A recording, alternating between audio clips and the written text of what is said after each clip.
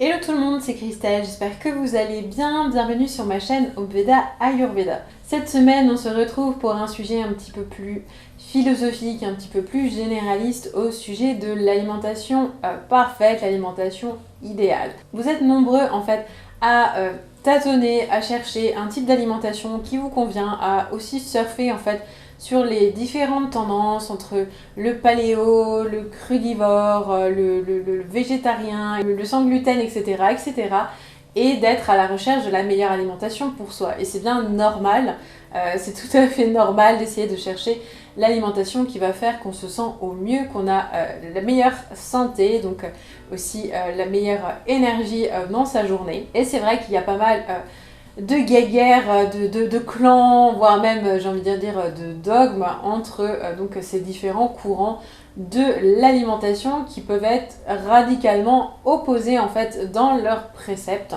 C'est un petit peu difficile de savoir qu'est-ce qu'il en est en fait, de quoi il retourne et quel est le meilleur type d'alimentation pour l'être humain.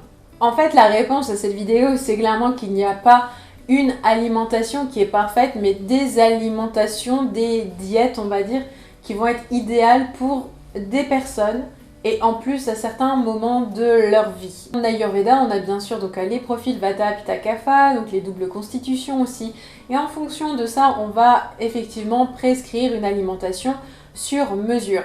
Et dans cette alimentation sur mesure, ils peuvent avoir des choses qui peuvent se rapprocher d'un régime un petit peu plus paléo. Je pense par exemple aussi au régime pour les Vata par exemple. Il y a les régimes un petit peu plus crudivores ou à tendance végétalien qui va correspondre souvent au Pitta. Donc on peut avoir le courant par exemple sans gluten ou sans produits laitiers, ça correspondra bien aux dominantes Kapha. On a ces types-là d'alimentation qui sont un peu en fait en fonction des profils de chaque individu, parce que nous sommes tous radicalement différents, même si voilà, il y a des grands types de profils en Ayurveda. Donc on va avoir une alimentation qui va être certes liée en fait à ce profilage en fonction donc des doshas, des profils ayurvédiques. Alors si vous arrivez sur cette chaîne que vous savez pas trop de quoi je parle, je vous renvoie en fait à toutes les vidéos que j'ai faites au tout début de ma chaîne sur le profil Vata, Pitta, Kapha et toutes les doubles constitutions.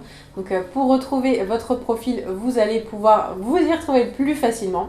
Donc on a à la fois cette alimentation qui correspond en fait à certains profils, mais on va aussi avoir des alimentations qui vont être un petit peu plus adaptées en fait en fonction des moments de la vie.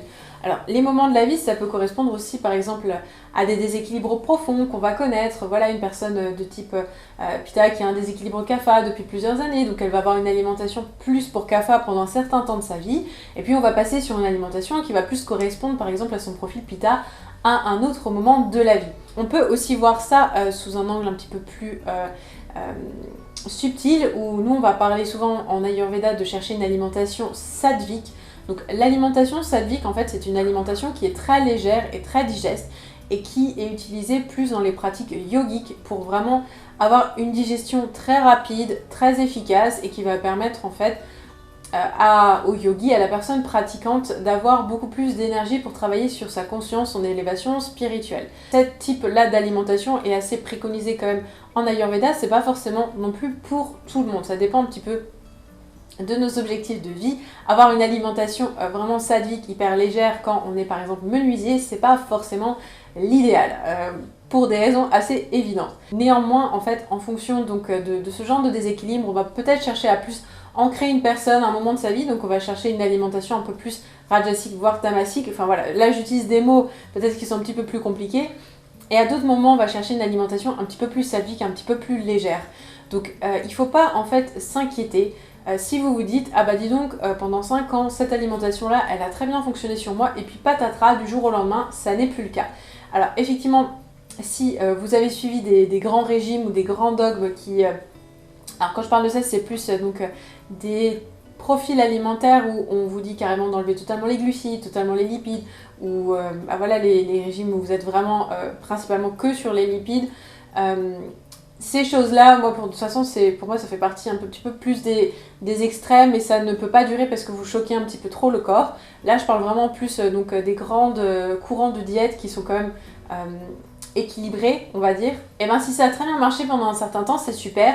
Et si ça marche plus du jour au lendemain, et ben c'est pas grave, mais peut-être que c'est normal, peut-être que vous avez passé un cap en fait dans votre vie, peut-être que vous avez besoin d'adapter en fait les choses d'une manière différente. Je vais vous donner un exemple. Moi, pendant un certain temps de ma vie, j'étais vraiment plus sur un régime très végétalien, très riche en glucides, avec très peu de matières grasses et quand même voilà, une quantité raisonnable de protéines. Et ça me convenait vraiment très bien, j'avais vraiment beaucoup d'énergie de cette manière-là. C'est vraiment une alimentation très pita par exemple. Et puis là maintenant avec mes fameux problèmes de bataille chronique, et là effectivement avec le temps du fait de mon travail, des réseaux sociaux, du temps que je passe sur l'ordinateur, il y a quand même ces problèmes de vata qui se sont installés de manière assez chronique chez moi. Donc en attendant de régler définitivement le problème, je suis plutôt dans voilà, le damage control comme on dit, donc mon alimentation a beaucoup évolué.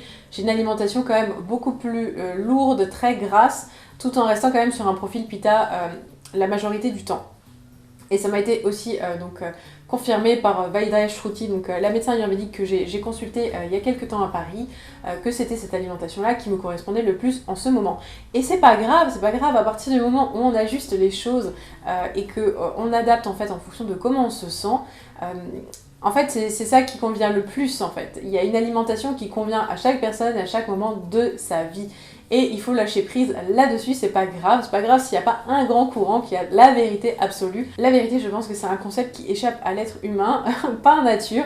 Enfin bon, on va pas rentrer non plus dans les débats philosophiques. En tout cas, si vous avez besoin d'un accompagnement pour savoir quelle est l'alimentation qui vous correspond le plus maintenant, en ce moment, dans cette phase de votre vie, je vous conseille toujours donc, de consulter un thérapeute ayurvédique ou un autre nutritionniste dont l'approche vous parle. Et peu importe les courants que vous essayez, de toute façon, une chose que je vous conseille, c'est d'essayer de voir si ça fonctionne sur vous. J'ai récupéré pas mal de personnes dans les mouvements crus qui ont suivi, donc certains gourous aussi, donc des cures de jus, des cures de cru. Et ces personnes-là n'ont pas du tout le profil et ne sont pas du tout dans le bon moment de leur vie pour que ces régimes alimentaires-là leur correspondent. Et s'il y a quelque chose qui ne vous va pas, si ça ne vous fait pas du bien, on peut avoir un syndrome de détox pendant 1 ou 2 semaines, mais si ça ne va pas au bout de 2 semaines, c'est que cette alimentation-là ne vous convient pas. C'est aussi simple que ça, il faut juste passer à autre chose en fait. L'alimentation n'a pas à être liée à aucun dogme, parce que c'est quelque chose qui est beaucoup plus naturel, qui est beaucoup plus spontané, beaucoup plus joyeux que toutes les réflexions intellectuelles qu'on peut avoir sur le sujet. Voilà, donc j'espère que cette vidéo, elle a pu peut-être vous éclairer, vous déculpabiliser, vous permettre aussi de comprendre peut-être des choses que vous avez vécues dans votre passé ou encore à l'heure actuelle. Alors j'espère que cette vidéo, elle vous a plu. Comme d'habitude, n'hésitez pas à me laisser un pouce pour me le faire savoir. Si vous avez des questions, je vous laisse vous exprimer dans les commentaires juste en dessous. Pour tout ce qui est livre de recettes et tous les produits autour de l'Ayurveda que je vous propose, tout est encore une fois en bas dans la barre d'infos. Je vous rappelle également que je sors une nouvelle vidéo toutes les semaines, alors n'hésitez pas à vous abonner à ma chaîne Omveda Ayurveda et activer la petite cloche de notification pour être tenu au courant de la sortie de cette prochaine vidéo. Et sur ce, je vous fais des gros bisous, je vous souhaite une très belle semaine, prenez soin de vous.